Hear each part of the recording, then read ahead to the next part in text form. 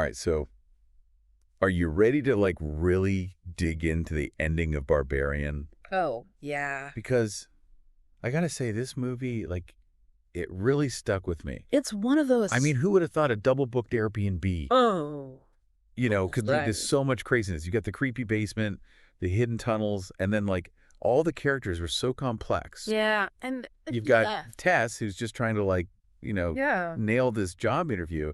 And then there's Keith, who at first seems totally harmless, right? totally. And you got AJ, the Hollywood guy, with like a whole lot of baggage. Mhm. And then there's the mother.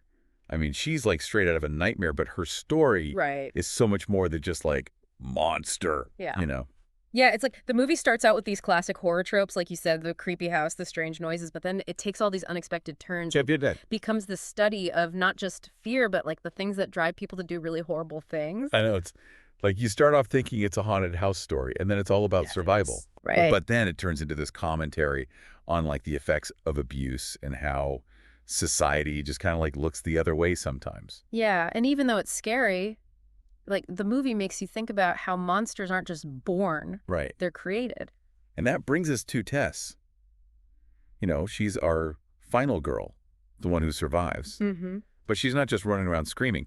She's actually making tough decisions. Exactly. She even shows empathy for the mother. It's interesting because, like, the final girl in horror movies usually represents this idea of female vulnerability Right. and the struggle to overcome it. Right. But Tess is different. She's proactive, she fights back, and even when she has to kill the mother, Yeah. you can see how much it affects her. Oh, It's really? not just a simple victory, you know? Right. It's this complex mix of relief and sadness. Like in that last scene right before she shoots, Tess hesitates. She sees the mother not just as this monster, but as a victim, too. And the film doesn't let us forget that the mother was a victim for years. You know, there are these small moments, the milk bottle, the way she cradles Tess. Oh, yeah. And they're actually really disturbing because they show this twisted maternal instinct that comes from her being abused, you know? It's like she's trying to nurture, Right. but in this totally messed up way. Exactly. It's honestly heartbreaking. Yeah. You can see why Tess has that conflicted look on her face. Mm-hmm. It's not black and white. It's all shades of gray.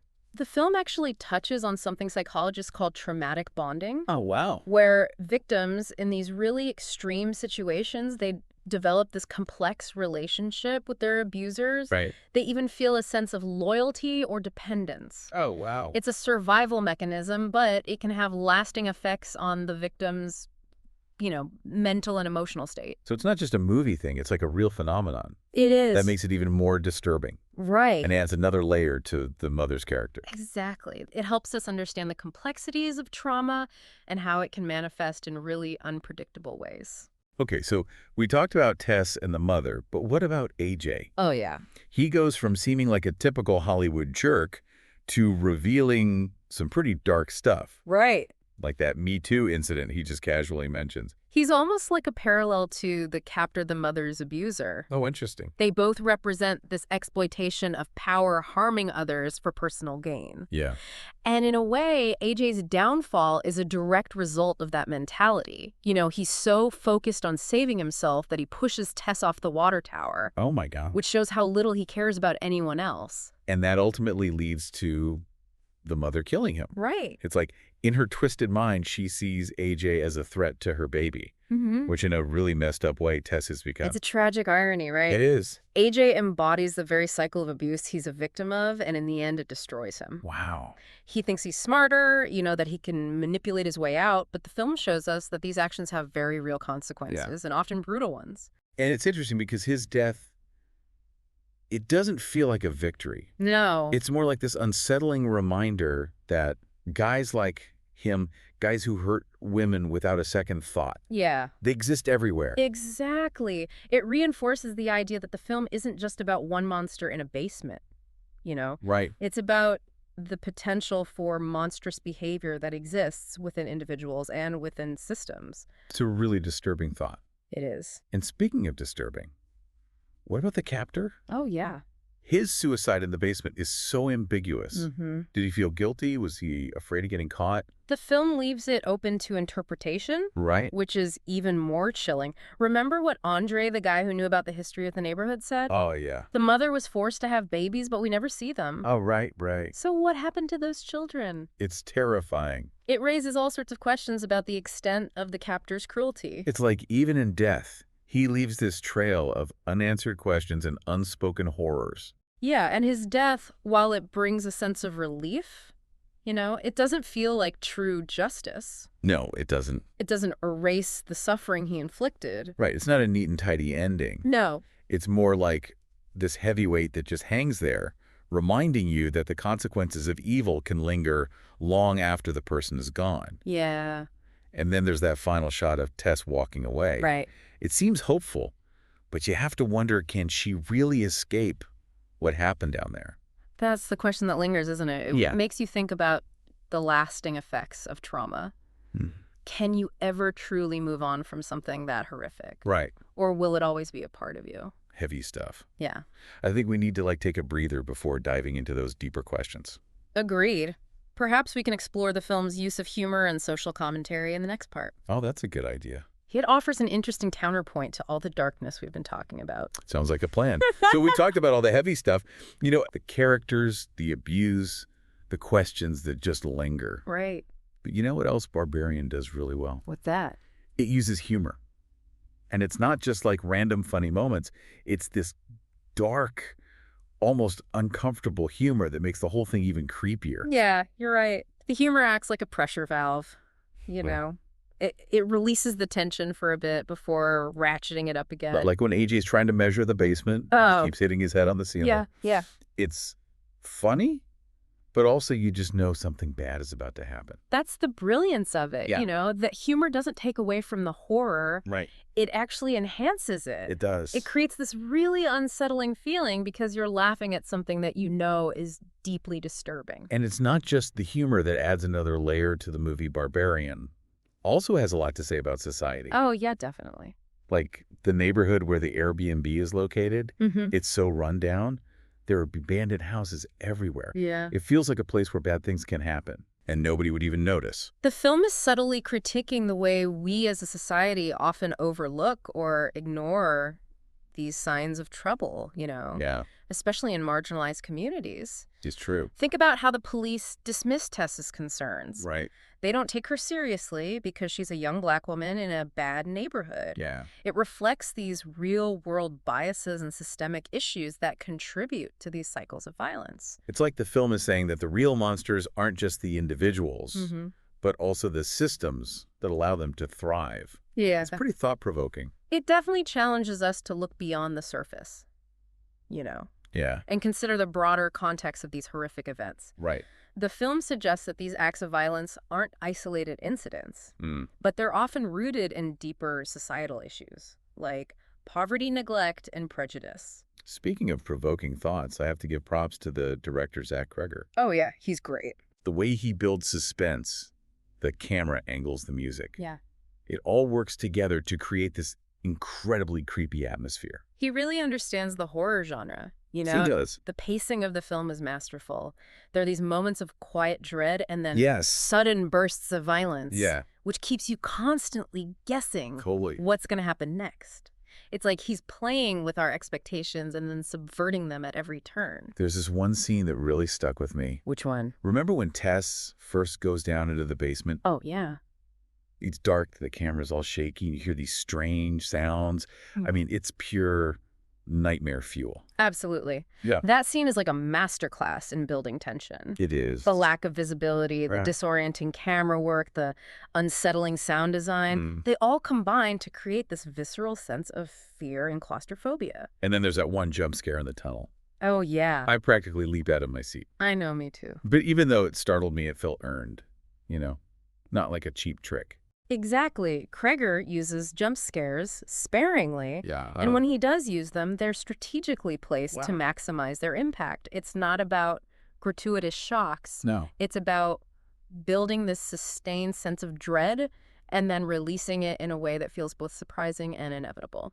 And then what about that ending with Tess walking away into the morning light. Yeah. It seems hopeful, but there's this lingering feeling that she's forever changed. Yeah.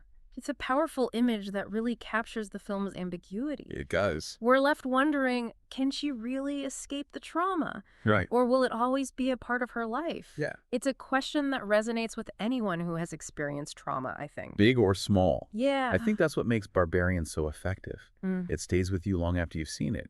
It makes you reflect on the nature of fear, the consequences of our choices, Yeah. the complexities of healing. It's a film that encourages multiple viewings, you know? It does. And discussions. There's always something new to discover, another layer of meaning to unpack. And let's not forget the Be My Baby song Yeah. playing over the credits. Oh my gosh. I talk about a wild card. Right. 1 minute you're terrified, and the next you're like, wait, is this a romantic comedy now? It's such a bizarre choice. It is. And yet it works on this deeper level. It does. The song's upbeat tempo and the lyrics about love and desire, Right. they clash with the horrific events we've just witnessed, Yeah. creating this unsettling sense of irony. It's like the film is winking at the audience, saying, yeah, this was messed up, but there's also a twisted beauty to it all. Mm-hmm. It's a final touch that cements Barbarian as a truly unique and unforgettable cinematic experience. It's a reminder that even in the darkest of stories, you know, there can be moments of absurdity and even dark humor.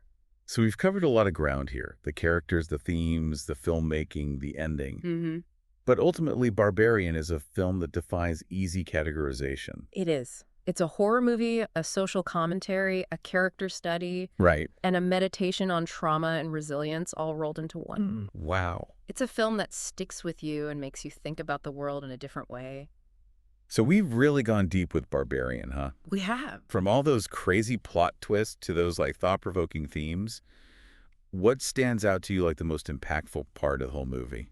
You know, for me, it's how Barbarian blends the real terror with, like, insightful social commentary.